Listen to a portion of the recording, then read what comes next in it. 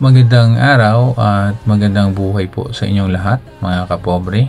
Naway pagpalain po kayo ng ating mahal na poon kasama ang inyong mga pamilya at sana'y ligtas po sa lahat ng mga sakuna. Ito po ulit si Pobreng Kapitan aka Captain Paeng at Pobreng Kapitan Channel. Kung bago pa lang po kayo sa channel na ito, please like and share, then comment para po sa karagdagang kaalaman or sharing of ideas. And don't forget to push the notification bell and subscribe. Tara, samahan niyo po akong panoorin ang video na ito. For today's video po ay tungkol ito sa pag-dry dock ng speedboat gamit ang Marine Hoist Boat Lifter Winch at lifting belt, or some other called it weaving sling na heavy duty po.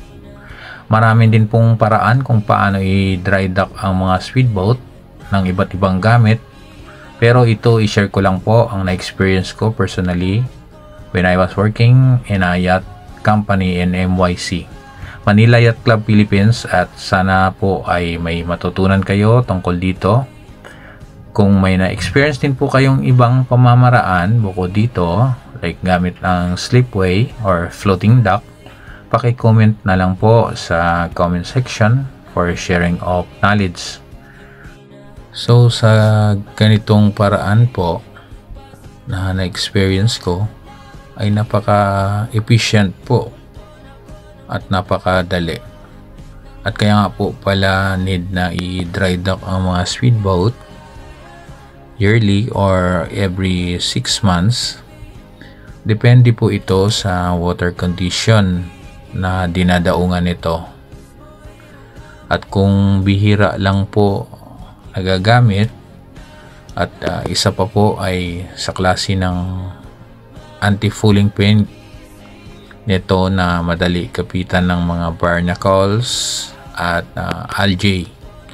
Ito po ay ang mga marine organism na madalas kumakapit sa bottom hull at kailangan linisin, kasi po ito ay isa rin sa mga dahilan kung bakit nagre-reduce ang cruising speed ng isang speedboat.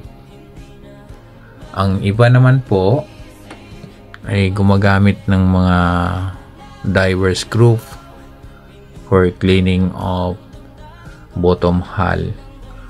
Pero mas maganda pa rin po kung maisampa at ma-dry dock para po malinis ng maayos ang bottom hull at ma-check po ang mga sink anodes nito.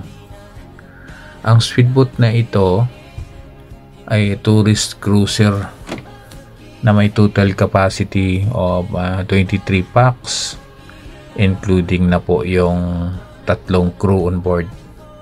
At equip po ito ng twin outboard Yamaha engine na 300cc with a cruising maximum speed of 45 knots per hour. Hanggang dito na lang po.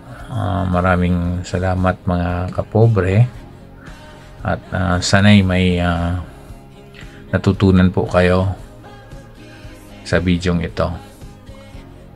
Keep safe everyone, and always pray. Once again, thank you for watching, and God bless you all. Hanggang sa muling video po. Kita-kits po tayo.